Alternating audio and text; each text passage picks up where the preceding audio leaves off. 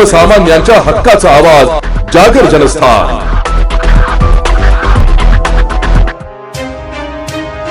धुळे शहरातील साक्री रोड येथील जुन्या जिल्हा रुग्णालय परिसरात महाराष्ट्र गव्हर्नमेंट नर्सेस फेडरेशनच्या वतीने प्रशासकीय बदल्यांच्या विरोधात परिचारिकांनी एकत्रित एक तीव्र निदर्शने केली आहे। परिचारिकांचा व्यवसाय हा पूर्णपणे रुग्णसेवेला वाहिलेला असून त्यात कोणताही आर्थिक व्यवहार नसतो, त्यामुळे प्रशासकीय बदल्यांमुळे या स्त्रीप्रधान व्यवसायाला वगळण्यात यावे अशी प्रमुख मागणी फेडरेशनच्या धुळे जिल्हाध्यक्ष प्रतिभा घोडगे यांनी केली। अनेक परिचारिकांनी स्वतःच्या कार्यरत जिल्ह्यात कर्ज काढून घरे घेतली आहेत, तसेच घरातील वयोवृद्ध आजारी व्यक्ती आणि मुलांच्या शिक्षणाचे प्रश्न असतात, त्यामुळे या दर 6 वर्षांनी होणाऱ्या बदलांमुळे यांचे कौटुंबिक आणि मानसिक स्थैर्य धोक्यात येत आहे। याकडेही त्यांनी लक्ष वेधले।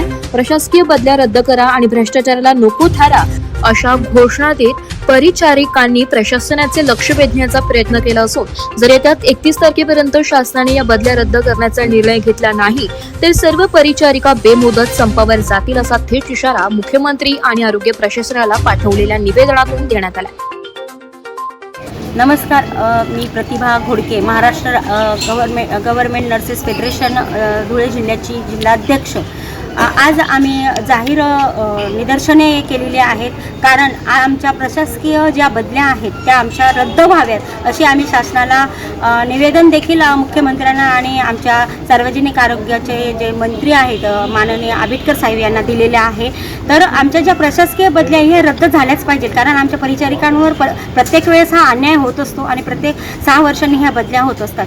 तर त्याचं रद्द होण्याचं कारण एकच आहे की आमचा जो विषय आहे की आमचा विषय हा जो आहे तो पैशांशी निगडीत नाही आहे की आम्हाला कुणाच्याकडून पैसे घ्यायचे किंवा पैशांची देवाणघेवाण करायची असा विषय आमच्याकडे नसल्या कारणाने प्रशासनाने आमच्या ज्या प्रशासकीय बदल्या आहेत त्या रद्द कराव्यात अशी आम्ही सगळ्या विनंती करीत आहोत शासनाला। तरी आमच्या ह्या वर्षापासून सगळ्या आमच्या बंधू भगिनींच्या ज्या प्रशासकीय बदल्या करणार आहेत तर त्या बदल्या ह्या रद्द झाल्याच पाहिजे आणि जर त्या रद्द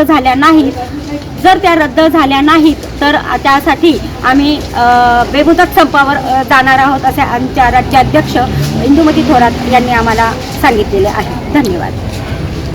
तसेच माझ्या ज्या परिचारिका बंधू भगिनींनी आपली घरं इथे स्थायिक घरं घेतलेली आहेत त्या घराचे लोन आहे ते आहे, पुन्हा त्यांचा येण्या जाण्याचा जो खर्च आहे आणि आता अलीकडेच शासन असं सांगत आहे की पेट्रोल वाचवा, सोनं घेऊ नका, तर मग कसं आम्ही करायची आहेत।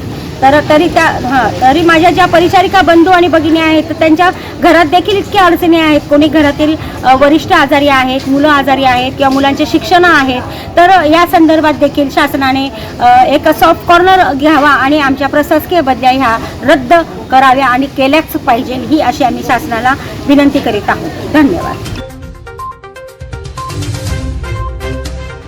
जागर जनस्थानसाठी रूपक बिरारी धुळे।